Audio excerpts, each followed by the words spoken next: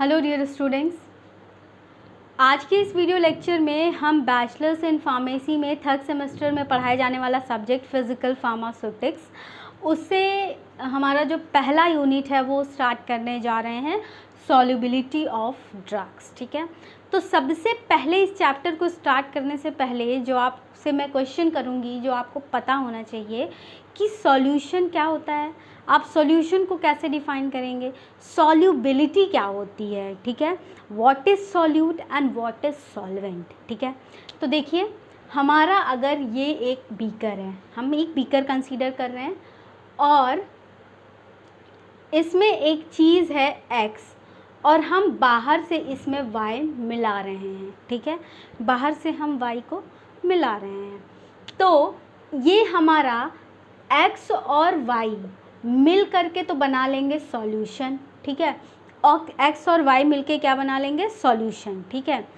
लेकिन ये X क्या होगा और Y क्या होगा, तो X जो होगा स्टूडेंट्स ये होगा सॉल्वेंट। ठीक है, X क्या होगा, सॉल्वेंट, और Y हमारा क्या होगा, सॉल्यूट।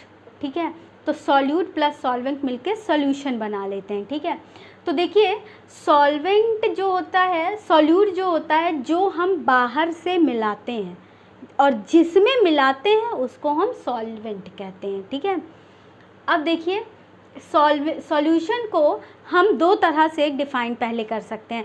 पहले तो जो आपने इंटर और ट्वेल्थ में भी पढ़ा होगा, होमोजीनस सॉल्यूशन और हेट्रोजीनस सॉल्यूशन। ठीक है, होमोजीनस सॉल्यूशन क्या होता है और हेट्रोजीनस क्या होता है, हिंदी में जिसको आप समांगी होमोजीनस और हेट्रोजीनस को आप विसमांगी कहते हैं। तो देखिए होमोजीनस सॉल्यूशन मतलब होता है जिसमें आप सॉल्यूट और सॉल्वेंट या फिर जो दो आपके फेजेस हैं उसको अलग अलग ना कर पाएँ, या फिर जिससे रे ऑफ लाइट पूरी तरह से पास हो जाए, ट्रांसपेरेंट एकदम क्लियर लिक्विड, उसको आप कहेंगे होमोजीनस। ठीक है, जिसमें मतलब क्या ना हो, फेज सेपरेशन ना हो। ठीक है, फेज सेपरेशन ना हो और वो एकदम देखने में कैसा हो, क्लियर लिक्विड हो, क्लियर लिक्विड हो, और क्या हो, सॉल्यूट जो है उसमें सॉल्वेंट में पूरी तरह से मिसिबल हो, सॉल्यूट और सॉल्वेंट आपस में पूरी तरह से क्या हो, मिसिबल हो, मिले हुए हो। ठीक है, ये होता है। और क्या होता है, रे ऑफ लाइट अच्छे से इस सॉल्यूशन से क्रॉस कर जाती है, इसको आप कहते हैं होमोजीनस सॉल्यूशन। ठीक है, अब जैसे कि होमोजीनस सॉल्यूशन आप चीनी और पानी का देख लीजिए, क्या आप चीनी और पानी अलग कर पाएंगे, नहीं कर पाएंगे। ठीक है, फिर उसके बाद आप हेट्रोजीनस सॉल्यूशन में आ जाइए। हेट्रोजीनस सॉल्यूशन मतलब क्या होता है, जिसमें जो दो फेज़ होते हैं इसको आप अलग कर सकते हैं, आप डिफ्रेंशिएट कर सकते हैं कि इस लिक्विड में दो फेज़ हैं, दो चीज़ें हैं, एक सॉल्यूट भी दिख रहा है और सॉल्वेंट भी दिख रहा है। जैसे कि आप अगर बालू को पानी में मिला दीजिए तो बालू नीचे बैठ जाएगी और पानी ऊपर। ठीक है, तो क्या होगा, कभी डिज़ोल्व तो होगा नहीं, तो ऐसे मिक्सचर को आप क्या कहेंगे, हेट्रोजीनस मिक्सचर। और इस मिक्सचर से जब आप रे ऑफ लाइट क्रॉस करेंगे तो उतनी अच्छी तरह से क्रॉस भी नहीं करेगी, रे ऑफ लाइट क्रॉस नहीं होगी, ये ट्रांसपेरेंट लिक्विड, क्लियर लिक्विड नहीं होता है। ये एक पैरामीटर होता है डिफ़ाइन करने का। अब जो दूसरा पैरामीटर है, हम सॉल्यूशन को डिफ़ाइन कर सकते हैं आइदर इन क्वालिटेटिव वे, ठीक है, क्वालिटेटिव वे में, और या फिर हम इसको डिफ़ाइन कर लें क्वांटिटेटिव वे में। ठीक है, क्वालिटेटिव वे में अगर आपसे डिफ़ाइन करने को कहा जाए तो क्वालिटेटिव वे में आप क्या कहेंगे, it can be defined as the solution. देखिए क्वालिटेटिव वे की अगर हम बात करें तो होमोजीनस सॉल्यूशन आप देख रहे हैं। ठीक है, होमोजीनस सॉल्यूशन आप देख लीजिए, ये एक अच्छी क्वालिटी का सॉल्यूशन बनके तैयार होता है, इसमें दो फेजेस को आप सेपरेट नहीं कर सकते हैं। मिक्सचर ऑफ सॉल्यूट जो है और सॉल्वेंट वो एकदम गुड होता है क्वालिटी, उसको क्वालिटेटिव वे में आप डेफिनेशन कहेंगे। तो ये हमने जो डेफिनेशन, ये जो दो आपको बताया ना, होमो और हेट्रो, ये क्वालिटेटिव वे में है। ठीक है, अब क्वांटिटेटिव वे में डालिए, तो क्वांटिटेटिव वे में कितना सॉल्यूट सॉल्वेंट में मिलाया गया है, कितना क्वांटिटी में मिलाया गया है, कितनी मात्रा में मिलाया गया है, उसको आप कहेंगे क्वांटिटेटिव। ठीक है, इसको आप क्या कहेंगे? क्वांटिटेटिव, मतलब तुलनात्मक जिसको कहते हैं, जिसको आप नाप सकते हैं। ठीक है, इसको आप कहेंगे क्वांटिटेटिव सॉल्यूशन। ठीक है, तो देखिए इसको आप डिफाइन कैसे करेंगे? ठीक है, concentration of solute in the solvent, concentration of solute in the solvent at definite temperature। ठीक है, तो सॉल्यूट के कॉन्सेंट्रेशन से ही तो आप क्वांटिटी बोलेंगे ना, क्वांटिटी, कितनी क्वांटिटी में आपने सॉल्यूट को सॉल्वेंट में मिलाया है। तो ये हमारा दो पैरामीटर्स है जिसके बेसिस पे हम सॉल्यूशन को क्लासीफाई या डिफाइन कर सकते हैं। ठीक है, क्वालिटेटिव और क्वांटिटेटिव। ठीक है, नोट्स आपको मैं डिस्क्रिप्शन में शेयर करूंगी, आपको आगे की, अगर मैंने इस पार्ट में नहीं शेयर किया तो आगे की पार्ट्स में शेयर ज़रूर करूंगी, नोट्स आपको ज़रूर मिल जाएंगे। ठीक है, तो स्टूडेंट्स हमने सॉल्यूशन को कैसे डिफ़ाइन किया? दो तरह से हमने सॉल्यूशन को दो तरह से डिफ़ाइन किया, एक क्वालिटेटिव वे में, क्वालिटेटिव, और एक हमने उसको डिफ़ाइन किया क्वांटिटेटिव वे में। ठीक है, तो क्वालिटेटिव वे में मैंने आपको क्या बताया? होमोजीनस सॉल्यूशन और हेट्रोजीनस, क्वालिटी के आधार पे।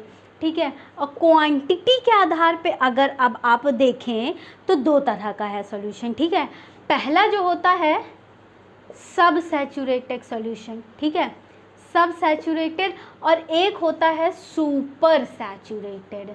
ठीक है, सुपर सैचुरेटेड।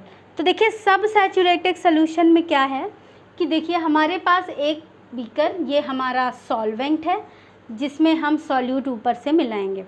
तो देखिए अब इस सॉल्वेंट की कैपेसिटी है कि इसमें आप 10 ग्राम सॉल्यूट मिला सकते हैं। ठीक है, 10 ग्राम मिला सकते हैं, लेकिन आपने मिलाया कितना?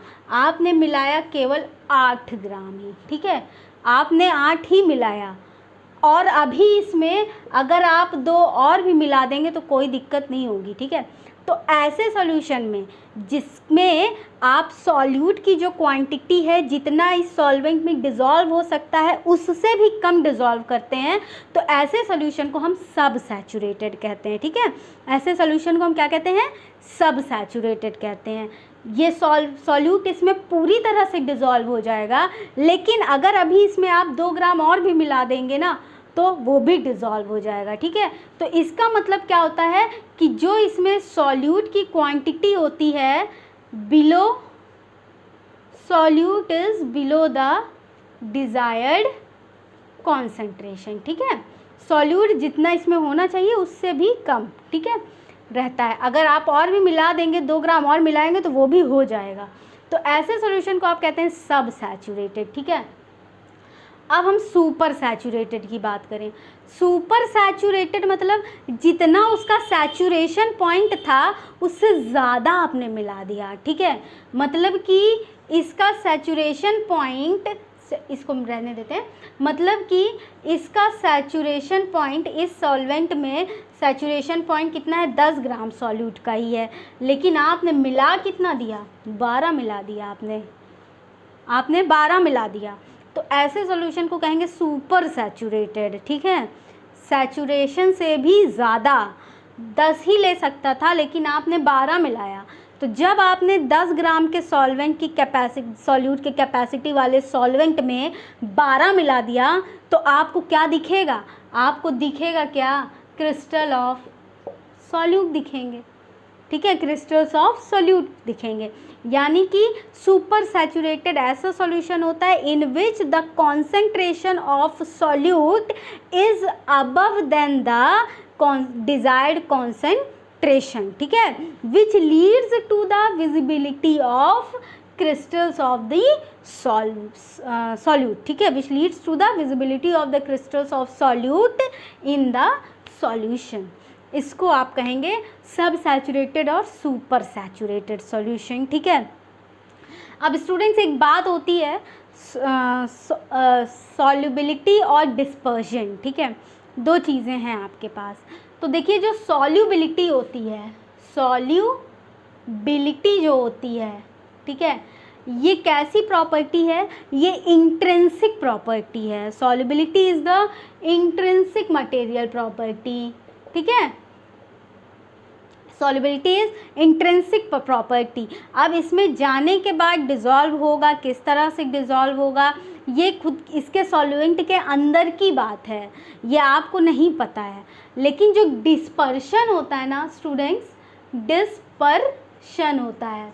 डिस्पर्शन मतलब किस तरह से सॉल्यूट जा करके सॉल्वेंट के ऊपर फैलेगा, या फिर जैसे आपने कुछ भी डाला वो किस तरह से डिस्पर्स होगा, किस तरह से फैलेगा, ये मटेरियल की एक्सट्रिंसिक प्रॉपर्टी होती है, ठीक है।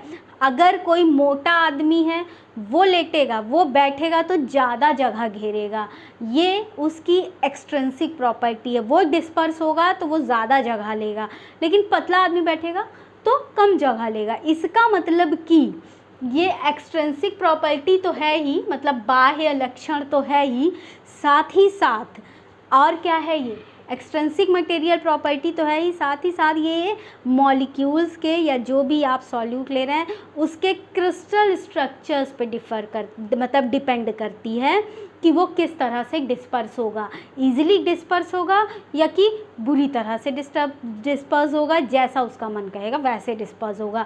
लेकिन ये एक्सट्रिंसिक मटेरियल प्रॉपर्टी है और solubility is the intrinsic material property, ठीक है।